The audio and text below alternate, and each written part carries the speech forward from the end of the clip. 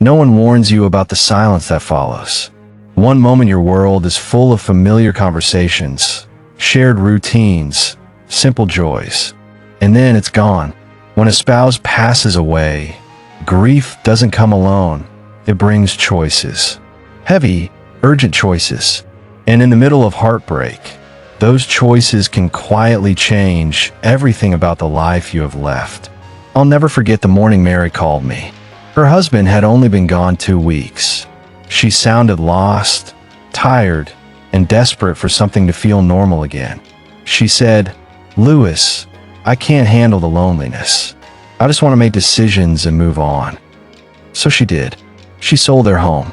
She moved to another town. She rushed through financial choices. She thought she was moving forward. But instead, she was falling into a hidden trap that left her more isolated, more stressed, and even more vulnerable. If you've lost someone or want to protect yourself from future heartache, you need to hear this. These 5 mistakes are quiet, costly, and easy to miss. But knowing them now could save you from years of regret. I'm Louis, and this is Better Aging Advice for Elderly. Here, we share real stories and real habits for living strong, sharp, and joyful, no matter your age or season of life. If you believe the best years can still lie ahead, subscribe and join this community. You're not alone on this path. Mary's story stayed with me, not just because of her loss, but because of how quickly small choices turned into life-changing consequences. And the truth is, she's not alone. When grief takes over, the heart wants relief, and the mind looks for quick solutions. That's when the real danger begins, when decisions are made too fast, too soon, and without a clear head. It's in these early days, when emotions are running high and everything feels uncertain, that many people make their first and most expensive mistake. A mistake that can quietly shape, or even damage, the years ahead. Mistake 1. Rushing financial decisions. After losing a spouse, everything feels like it's happening at once. The pain, the emptiness, the overwhelming sense of responsibility, it's all too much. And in the midst of that chaos, financial decisions can seem like a way to regain control. But here's the thing. Making decisions in a rush often leads to financial trouble. In the case of Mary, she immediately decided to sell the house. It was too big, she thought. Too empty. She was grieving, and the idea of staying there without her husband was unbearable. So, without much thought, she listed the house for sale. But here's what happened. Not only did the sale not bring the peace she expected, it added stress she wasn't prepared for. The house sold quickly, but it left her without the security of a familiar place, and she had to move into a much smaller, unfamiliar space. Her financial situation became tighter. She didn't account for taxes on the sale, the costs of a move, or how to maintain a new home on a smaller income. And here's the kicker. In her haste, she also missed out on some long-term benefits she could have had by keeping the house, like tax deductions and the ability to keep a steady stream of equity building. When emotions are high, it's easy to let feelings guide decisions. The sadness, the loneliness, and the desire to feel like you're doing something often cloud your judgment. But these decisions are often permanent. You can't undo selling that house. You can't bring back lost retirement funds that were drained on a hasty decision. And that regret, it can last long after the grief fades. So what can you do instead? Slow down. Take a step back. Even if it feels like the weight of the world is on your shoulders, it's okay to take your time. This isn't about avoiding tough decisions. It's about making them with a clear head and the best interests of your future in mind. Before signing anything, before selling anything, take the time to consult with a financial advisor or a trusted friend who can help you think through your options. Maybe you don't need to sell your home right away. Maybe there's an alternative that would bring more security in the long run. Grief is a roller coaster, and it's okay to feel like you're losing control. But when it comes to your finances, you don't have to make rash choices. You can still take charge, but with caution, care, and the right advice. Remember, your financial decisions now set the stage for your future. Protect that future by slowing down and seeking guidance before jumping into anything. Mistake 2. Isolating yourself. When the weight of grief hits, the instinct to withdraw can feel almost impossible to resist. The loneliness feels like a physical ache, and suddenly, the thought of being around others can feel like too much to bear. You might start turning down invitations, not answering phone calls, and avoiding friends and family, thinking that isolation will give you the space you need to heal. But what you might not realize is that this isolation can be just as dangerous as the grief itself. Take Mary, for example. After her husband passed away, she spent days in a quiet home. The phone left unanswered and the door never opened to visitors. The silence, she thought, was comforting. But after a few weeks, she started feeling more exhausted, emotionally drained, and physically ill. The longer she stayed isolated, the harder it was for her to reach out. Her mood worsened. She started losing interest in things she once enjoyed, and her energy levels plummeted. What Mary didn't know was that social isolation isn't just emotionally damaging. It's physically harmful too. Studies show that loneliness and isolation are linked to increased risks of heart disease, depression, high blood pressure, and even cognitive decline. Being alone for too long after a loss can trigger a dangerous cycle where your health begins to suffer, which in turn makes it harder to connect with others. It's a cycle that's hard to break, but it's not impossible. Now, I'm not saying you should force yourself to move on or pretend like everything's fine. Grief is messy, and it's okay to feel lost. But cutting yourself off from the people who care about you only makes the journey harder. Social connections don't just lift your spirits, they keep you healthy. Even a simple phone call, a short visit, or a chat with a neighbor can help reset your mind, improve your mood, and keep your heart healthy. It's easy to think that no one will understand the pain you're going through, but more often than not, the people around you are waiting for you to reach out. They may not know how to help, but they want to be there for you. And sometimes just saying, "I need someone to talk to," is enough to open that door. Staying connected, even in small ways, helps you rebuild the emotional resilience you need to move forward. It's the first step in regaining the energy and the mental clarity to make better decisions and rebuild a fulfilling life, even after loss. Remember, your mental health is just as important as your physical health. It's easy to think that isolating yourself will shield you from the pain, but in reality, it only deepens the hurt. The next few mistakes we're about to talk about will affect not just your emotions, but your long-term health and happiness. Staying connected is the first step in breaking that cycle and taking control of your healing journey. Don't let grief make you feel like you have to face everything alone. Reach out, even if it's just a small gesture. Your future self will thank you for it. Mistake 3, neglecting your health. Grief can be overwhelming.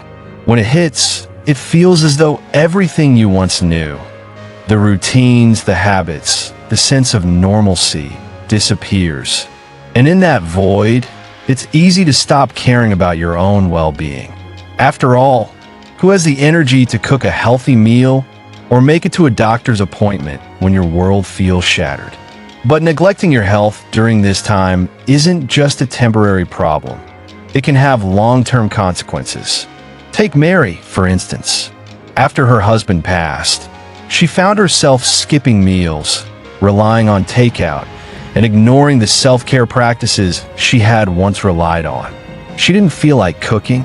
She didn't feel like exercising. Slowly, her energy drained. She stopped going to her doctor for checkups and let the everyday things slide. Over time, this neglect caught up with her. She felt weak fatigued, and even more isolated. Her grief had already taken so much from her, and now her health was suffering too. It's easy to understand why this happens. When you're deep in grief, you're often too focused on the emotional toll to realize the physical damage that's occurring. But the truth is, neglecting your health can make everything worse. Your body, just like your mind, is affected by stress and loss. When you stop eating properly, your immune system weakens, making you more susceptible to illness. If you stop moving your body, your energy levels plummet. And without routine medical care, you might miss early signs of health issues that could easily be managed if caught in time. But here's the good news. Taking care of yourself doesn't require grand gestures. It's about making small choices every day. You don't have to cook elaborate meals. Even something as simple as a balanced snack can give your body the nutrients it needs. If you feel too drained to exercise, start with something gentle like a short walk or stretching. Small actions add up, and before you know it, you're feeling more like yourself again. Drinking enough water is another easy but vital habit to get back into. It helps with hydration, digestion, and energy levels. A simple glass of water in the morning can do wonders for kickstarting your day. And of course, don't ignore those doctor appointments. It's tempting to push them aside when you're grieving, but staying on top of regular checkups is key to long-term health. Prevention is always easier than treatment, and a quick visit can help you avoid bigger health issues down the line. In the midst of grief, your health might not feel like a priority, but it's crucial. When you take small steps to care for your body, you're giving yourself the strength to cope, heal, and move forward. It's not about perfection. It's about showing up for yourself, one small action at a time. Your health is the foundation that supports everything else. Don't let grief steal that too. Take those first steps, and remember, even the smallest effort counts. Mistake 4. Letting go of purpose. When you lose a spouse, it's not just the companionship that's gone. It's the sense of purpose you shared. For many, the day-to-day routines, the joint goals, and the little tasks that once filled the day now seem meaningless. Suddenly, life can feel like it's missing something. Without your partner by your side, everything can feel empty. Mary experienced this firsthand. After losing her husband, she couldn't shake the feeling that something was missing, not just in her heart, but in her entire life. She stopped doing the things they used to enjoy together. She didn't cook anymore. She didn't feel like meeting friends. The house felt quiet, and the world felt still. Each day blended into the next, and with it, her sense of purpose slipped further away. It was like she was existing, not truly living. But here's the hard truth. Without purpose, the weight of grief can grow even heavier. The loss of your spouse can leave you feeling as if you're drifting through life without any direction. And when you feel like there's no reason to get out of bed, it becomes much harder to move forward. This is where the danger lies. Purpose is a crucial part of mental and emotional health, and without it, loneliness and despair can take root. The good news is, finding new purpose doesn't require replacing what was lost. It's not about forgetting your spouse or pretending everything is the same. Instead, it's about finding new ways to fill your days with meaning, even in the smallest of activities. Start by reconnecting with the things that used to bring you joy, the hobbies, the passions, the activities you once loved. If you enjoyed gardening, consider planting a new flower bed. If you liked cooking together, try a new recipe on your own. Even if it feels strange at first, these small steps can help you rediscover a sense of accomplishment and joy. For Mary, it was a simple act of getting back in her garden that made all the difference. She started with just a few pots of flowers, something small but meaningful. As she nurtured them, she found herself spending more time outdoors, breathing in the fresh air, and slowly reconnecting with a world that had once felt so heavy. Over time, this tiny shift sparked a sense of purpose that helped her begin moving forward again. The key here is to start small. Purpose doesn't have to come from big, life-altering changes. It can come from the small, everyday activities that add structure to your day. Whether it's reading, volunteering, learning a new skill, or simply making a habit of calling a friend or a neighbor. These little acts of purpose can slowly transform your world. When you find new ways to add meaning to your life, you also create a new foundation for your mental and emotional well-being. It's not about replacing what you lost, but about finding a new path forward. And that new path, no matter how small, will bring a renewed sense of purpose and joy. Remember, grief may have taken something precious from you, but it doesn't have to take your ability to find meaning in life.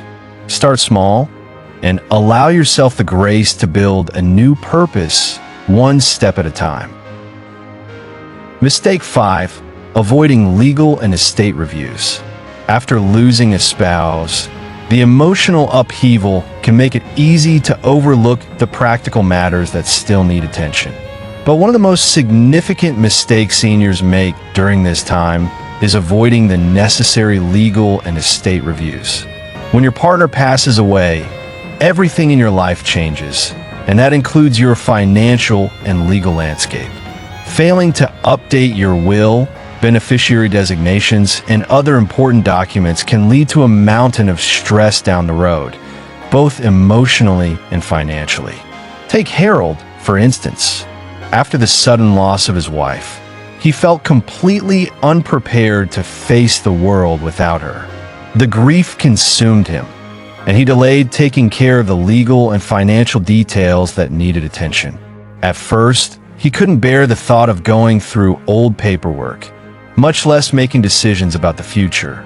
However, a few months later, Harold found himself in a situation where he had to deal with legal matters. Without proper updates to his will and estate planning documents, he found himself entangled in confusion and disputes among family members over his wife's assets. It was an emotional and financial nightmare that could have been avoided if he had taken action sooner. The reality is, failing to review and update your legal documents after a spouse passes can lead to a number of problems. Wills and beneficiary designations may no longer reflect your current wishes, leaving your assets in the wrong hands or causing unnecessary delays in the distribution of your estate. If there are outstanding debts, insurance policies, or joint accounts, failure to address these promptly can create major headaches for your family members or your estate in the future. This is why it's essential to take a step back, breathe, and tackle these practical issues, even in the midst of grief.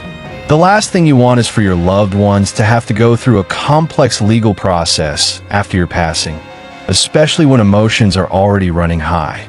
Start by reviewing your will and any trusts you have in place. Make sure all beneficiary designations are updated and reflect your current wishes. Double-check joint accounts, credit cards, and any shared property to ensure everything is in order. If you don't have a will, or if your circumstances have changed, now is the time to create one or update your existing documents. It's a difficult but necessary step in ensuring that your legacy is honored and your loved ones are not left to pick up the pieces after you're gone. You don't have to do this alone. Reach out to a legal professional to help guide you through the process. A lawyer specializing in estate planning can provide invaluable assistance in making sure everything is in order. They can help you make informed decisions and ensure that your wishes are carried out smoothly. Taking the time to review and update your legal documents may seem like a daunting task, but it's one that will bring peace of mind in the long run. Not only does it prevent future family stress, but it ensures that your financial and personal affairs are in order, allowing you to focus on healing and rebuilding your life. The grief you feel after losing a spouse is real, But avoiding these legal steps will only add unnecessary strain to your already heavy load.